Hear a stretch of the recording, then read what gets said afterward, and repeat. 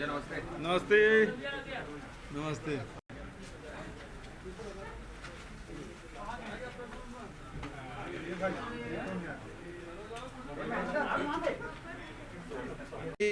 Bharatiya Janata party जैसे जैसे चुनाव नज़दीक आ रही है वैसे उसे हताशा उनकी बढ़ती जा रही है और ईडी के माध्यम से राज्य सरकार को बदनाम करने की साजिश की जा रही है। मैं पहले भी बताया था, अब ईडी स्थायी रूप से ईडी आईटी के लोग स्थायी रूप से रहेंगे और जैसे जैसे चुनाव होगा ये लोग नए नए षड्यंत्र करेंगे। जहाँ तक कि शराब की बात है, शराब कॉरपोरेशन के माध्यम से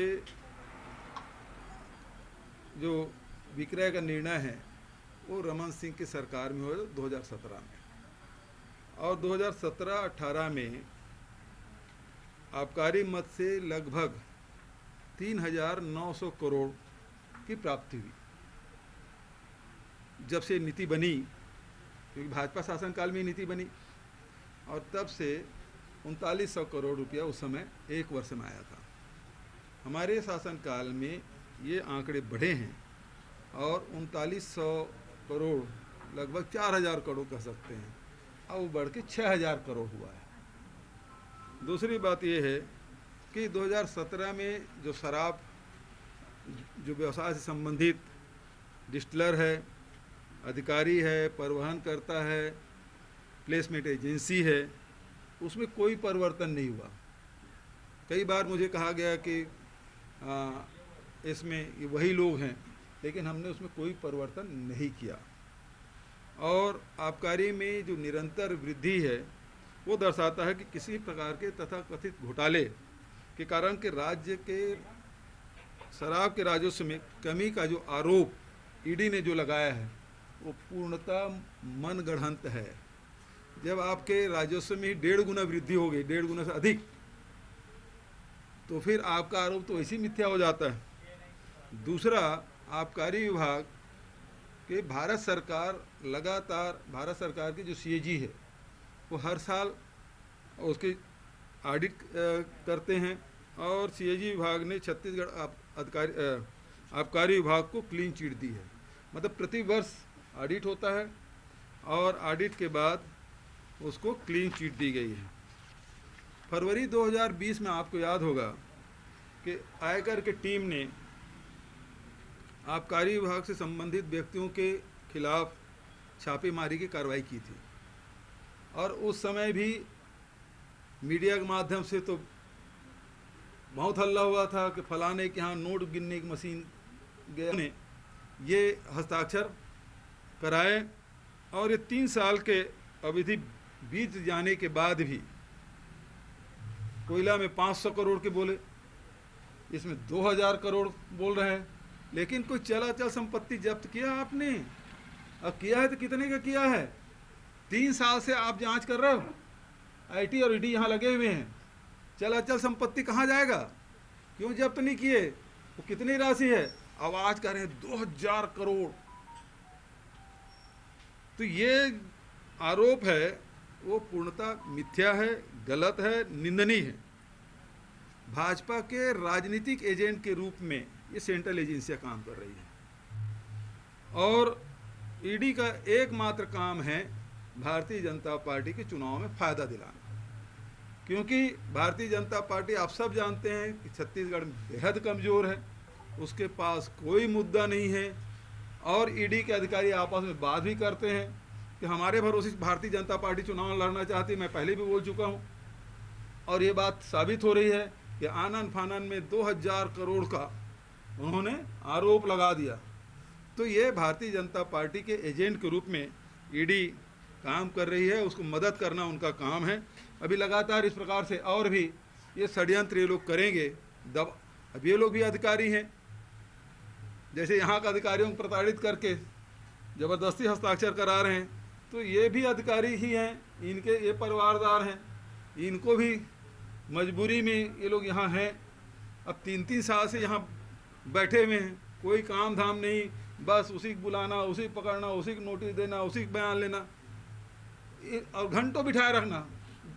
2 ठो सवाल रहेंगे और सुबह से बुलाए रहेंगे 10 बजे 11 बजे से रात को 2 बजे छोड़ रहे हैं। पूछते कितने हैं? 2 सवाल, 5 मिनट का काम है। लेकिन वो परेशान करना कि ईडी कार्यालय में फलाने को बुला लिया गया, तो ये दहशत फैलाने का काम कर रहा है। तो आज मैं इतना ही कहूँगा, ये लोग कितना भी कर ले, लेकिन छत्तीसगढ़ की जनता जान रही है। और ऐसे षड्यंत्रों को पहले भी बेनकाब कर चुके हैं हम लोग, और आगे भी हमारी कांग्रेस की सरकार, कांग्रेस पार्टी ऐसे गिदड़ भमकी से डरने वाले नहीं हैं। ये चुनाव को देखते हुए इस प्रकार के आरोप लगाए हैं। नहीं तो बताना चाहिए कि इन्होंने चल अचल संपत्ति कितनी जब्त की। उन्हीं वही लोग हैं जिसको आईटी छापा मारते हैं, वही लोग, वही उन्हीं घरों में। फिर फरवरी 2020 में आपको याद होगा कि आयकर की टीम ने आबकारी विभाग से संबंधित व्यक्तियों के खिलाफ छापेमारी की कार्रवाई की थी। और उस समय भी मीडिया के माध्यम से तो बहुत हल्ला हुआ था कि फलाने के यहाँ नोट गिनने की मशीन गया है, उसके यहाँ कितने 100 करोड़ की संपत्ति पाई गई। लेकिन आईटी डिपार्टमेंट उस समय प्रेस विज्ञप्ति जारी नहीं कर पाई थी, क्योंकि किसी के यहाँ कुछ मिला ही नहीं था। फिर मार्च 2023 में, मतलब 13 महीने बाद, ईडी ने फिर छापा मारा, लेकिन उनको भी शर्मिंदगी का सामना करना पड़ा और उन्होंने कोई प्रेस विज्ञप्ति जारी नहीं किया। उस समय भी हम लोग कहे कि भाई यदि ईडी ने छापा डाला है तो प्रेस विज्ञप्ति तो जारी करे कि किस अधिकारी के यहाँ, किस नेता के यहाँ, किस व्यक्ति के यहाँ कितनी राशि जब्त की गई, चल अचल संपत्ति कितनी जब्त की गई, उसके ब्यौरा तो जारी करें। लेकिन उस समय भी और असफल रहे और शर्म मारे ईडी अधिकारियों के द्वारा भी प्रेस विज्ञप्ति जारी नहीं किया गया। अभी मैं लगातार ये बोलता रहा कि ईडी के अधिकारी ऑफिस में बुला के मारपीट कर रहे हैं, धमका रहे हैं, परिजनों को प्रताड़ित करने की बात हो रही है, उसको फर्जी केस में फंसाने की बात कही जा रही है, महिलाओं को भी रात भर नियम विरुद्ध उसे पूछताछ कर रहे हैं, खाने को नहीं दे रहे हैं, भोजन दे दिए तो पीने को नहीं दे रहे हैं, सोने नहीं दे रहे हैं, और इस प्रकार से प्रताड़ित कर करके उन्हें जबरिया हस्ताक्षर करा लिए।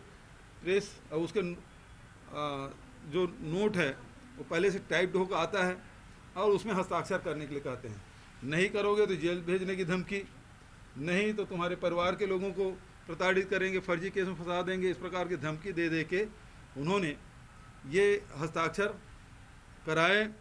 और ये 3 साल के अवधि बीत जाने के बाद भी कोयला में 500 करोड़ के बोले, इसमें 2000 करोड़ बोल रहे हैं, लेकिन कोई चल संपत्ति जब्त किया आपने? और किया है तो कितने का किया है? 3 साल से आप जांच कर रहे हो, आईटी और ईडी यहाँ लगे हुए हैं, चल संपत्ति कहाँ जाएगा? क्यों जब्त नहीं किए? वो कितनी राशि है? आवाज कर रहे हैं 2000 करोड़। तो ये आरोप है वो पूर्णतः मिथ्या है, गलत है, निंदनीय है। भाजपा के राजनीतिक ये षड्यंत्र ये लोग करेंगे। अब ये लोग भी अधिकारी हैं, जैसे यहाँ का अधिकारियों को प्रताड़ित करके ज़बरदस्ती हस्ताक्षर करा रहे हैं, तो ये भी अधिकारी ही हैं, इनके ये परिवारदार हैं, इनको भी मजबूरी में ये लोग यहाँ हैं। अब 3-3 साल से यहाँ बैठे हुए हैं, कोई काम धाम नहीं, बस उसी को बुलाना, उसी को पकड़ना, उसी को नोटिस देना, उसी को बयान लेना और घंटों बिठाए रखना। 2 सवाल रहेंगे और सुबह से बुलाए रहेंगे 10 बजे 11 बजे से रात को 2 बजे छोड़ रहे हैं। पूछते कितने हैं? 2 सवाल, 5 मिनट का काम है।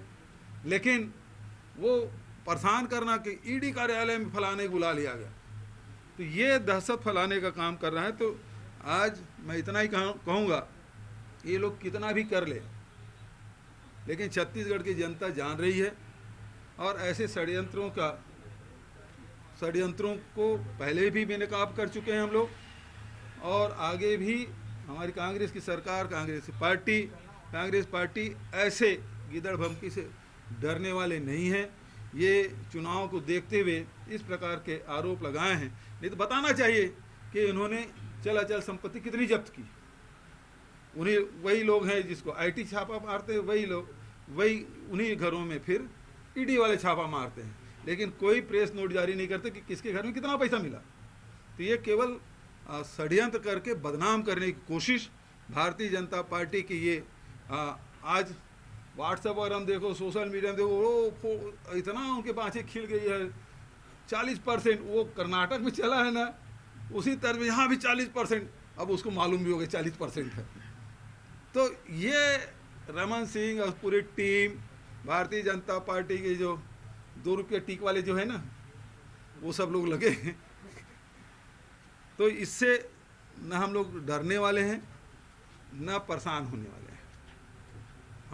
हमको छत्तीसगढ़ की जनता ने मैंडेट दिया है, छत्तीसगढ़ की जनता की हम सेवा कर रहे हैं और राजस्व में वृद्धि किए हैं।